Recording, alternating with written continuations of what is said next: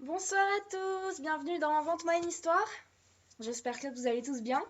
Je rappelle le principe rapidement, donc c'est que vous donnez tous un mot dans le chat, je prends les 5 premiers et j'invente une histoire avec.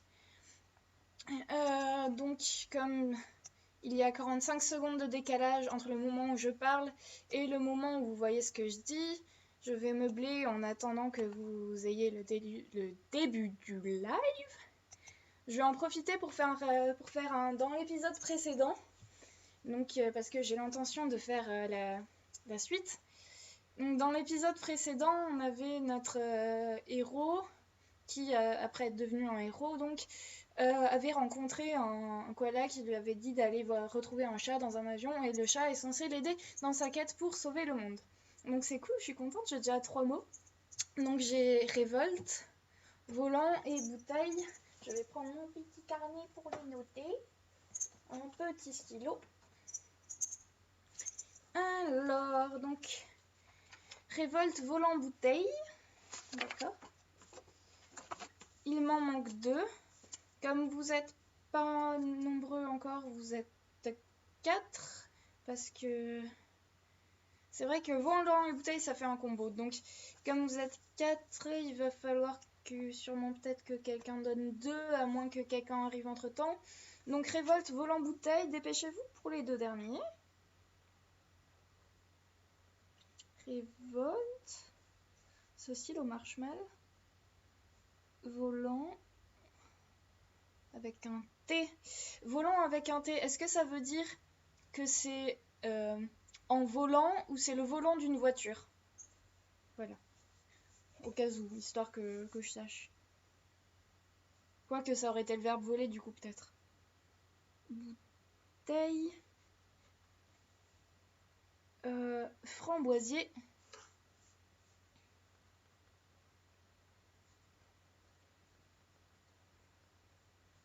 Et pique. En volant, d'accord. Je vais mettre un petit entre parenthèses en dedans. Et voilà, donc j'ai révolte, en volant, bouteille, framboisier et pique. Et donc on peut dire qu'il a fait une révolte en volant avec une bouteille et les framboisiers ça pique. Voilà, cet épisode est terminé, à la semaine prochaine. Je rigole. Enfin, je rigole. Si.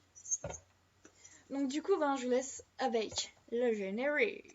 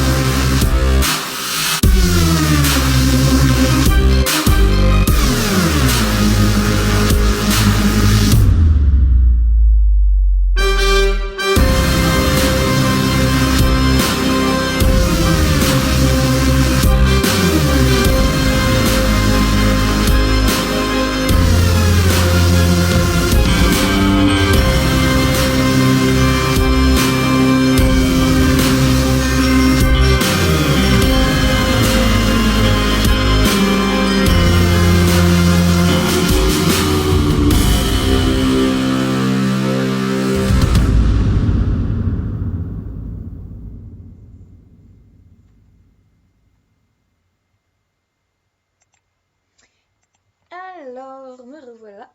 Donc, je rappelle les mots. Donc, la révolte, en volant, bouteille, framboisier et pique. Donc nous retrouvons notre jeune héros avec son chat. Enfin, c'est pas vraiment son chat, mais bon, bref. Et donc,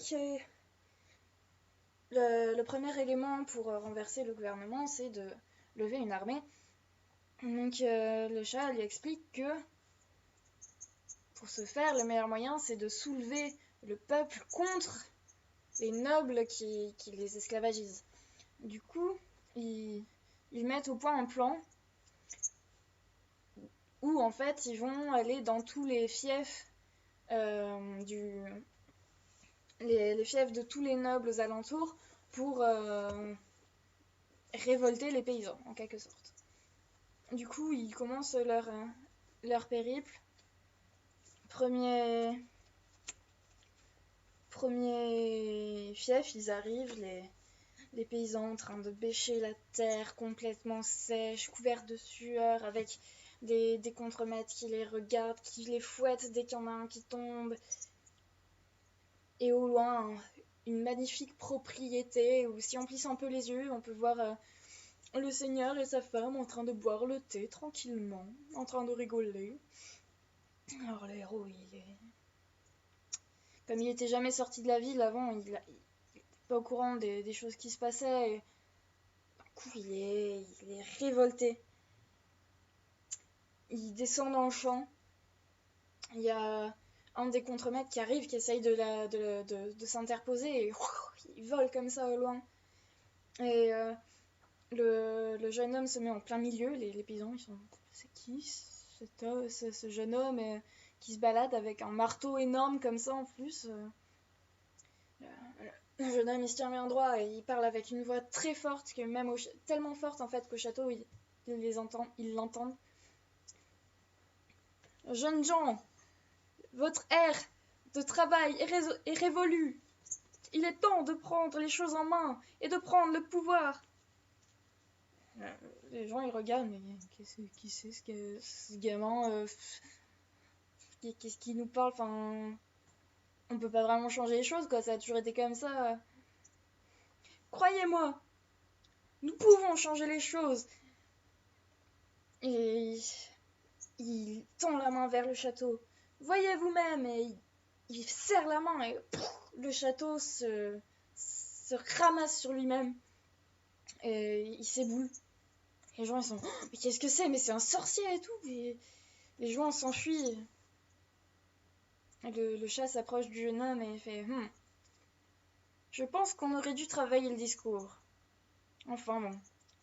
Du coup, les nobles, ils sont écrasés partout sous les pierres. Et tous les esclaves paysans ont pris la fuite. Bon, ce n'est pas grave, c'était qu'un début. Continuons notre chemin. Donc, ils arrivent dans une autre propriété. Apparemment, les travailleurs sont bien mieux traités ici. Les contremaîtres sont juste là pour surveiller. Ils n'ont pas de fouet à la ceinture ou quoi que ce soit. Donc le jeune homme s'avance. Le chat lui dit bon, ici ça n'a pas l'air d'être si horrible. Du coup, peut-être serait-il bien de d'abord essayer de parler avec les maîtres de ces lieux. Mais évitez de tuer tout le monde et de faire peur à tout le monde. Le jeune homme hoche la tête et va jusqu'au château. Garde, il ne les laisse pas rentrer. Hein. Qui va là?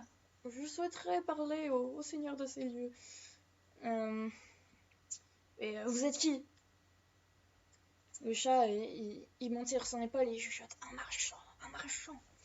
Je suis un marchand de passage et je souhaiterais m'entretenir avec lui sur certaines affaires courantes. Nous allons le chercher. Donc ils vont chercher le seigneur de ces lieux. Et donc le seigneur descend. Et il lui fait signe de le suivre dans une salle où il y a quand même des gardes.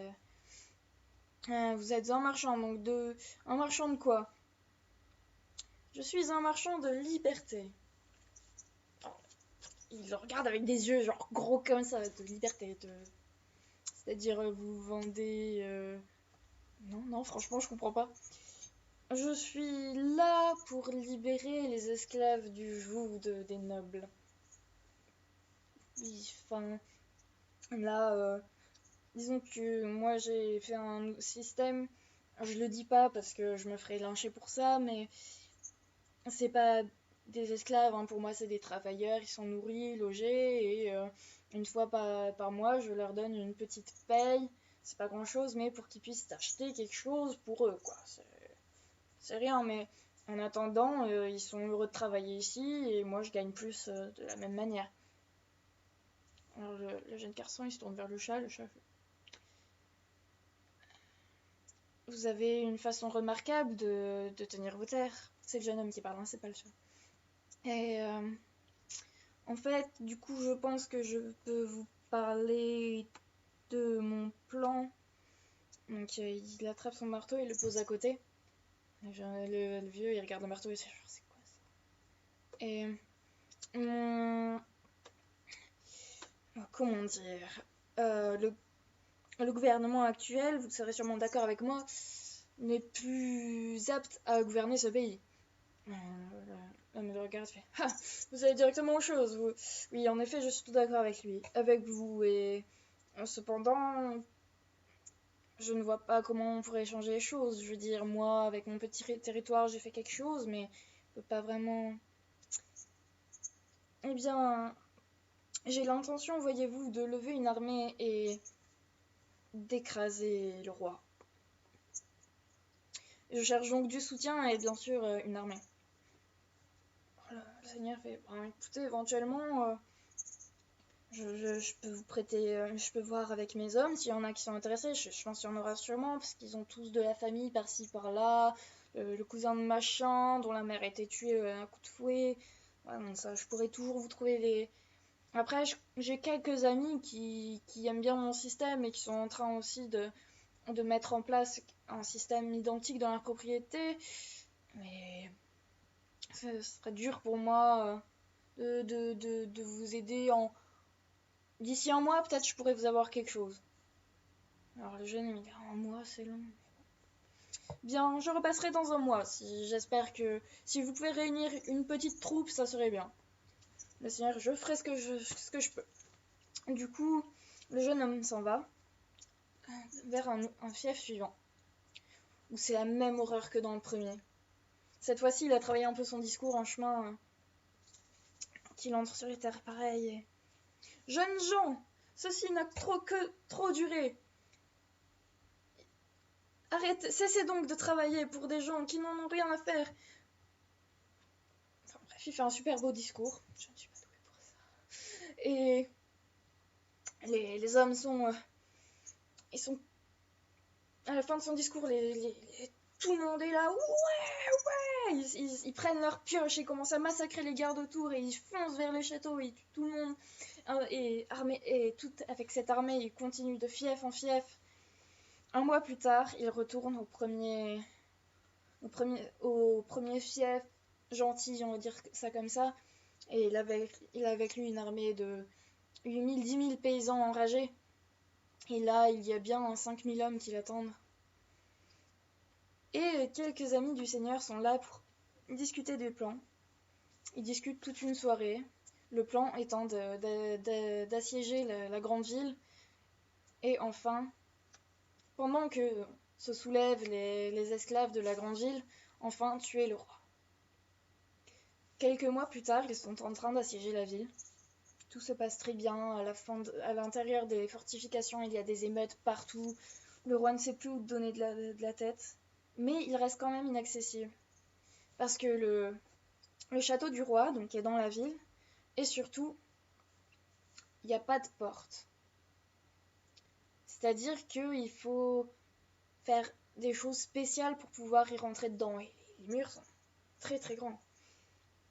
Du coup, un soir, le chat va voir le jeune homme et il fait « Maintenant, c'est ton tour de passer à l'action. Il n'y a que toi qui pourras tuer ce roi. Et je vais te dire comment. » Alors il sort une petite bouteille de nulle part. Ceci est rempli de pouvoir. Il faudra que tu le boives Et ça te permettra de pouvoir aller tuer ce roi. Et quel genre de pouvoir? Déjà, de pouvoir passer par-dessus cette muraille, en volant par exemple. En volant, genre... bon. Il écoute le chat, il boit la bouteille. Et donc pendant la nuit, il se rend en bas des fortifications et il dit bon, bah je vais essayer. Il se plie sur ses jambes comme pour sauter. Et alors qu'il saute, en fait, il saute super haut. Il s'arrête, il ralentit petit à petit et il s'arrête au-dessus du mur et il tombe dessus. Donc il regarde l'intérieur de la cour et il voit une fenêtre éclairée juste au niveau des jardins. Du coup, il retombe silencieusement dans le jardin. Il se cache derrière un framboisier et alors qu'il avance dedans pour voir un peu mieux, il se pique le bras. Il se fait complètement érafler par le framboisier. Mais bon, avec le pouvoir, en fait, bizarrement, ça se résorbe direct. Peau comme neuve.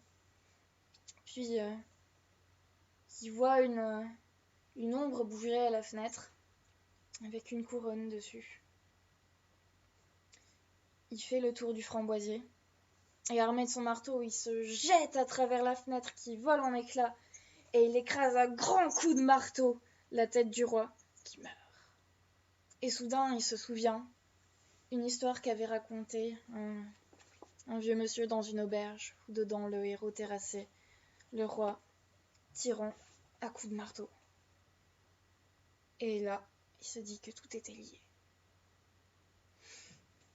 Et c'est ainsi qu'il renversa le gouvernement.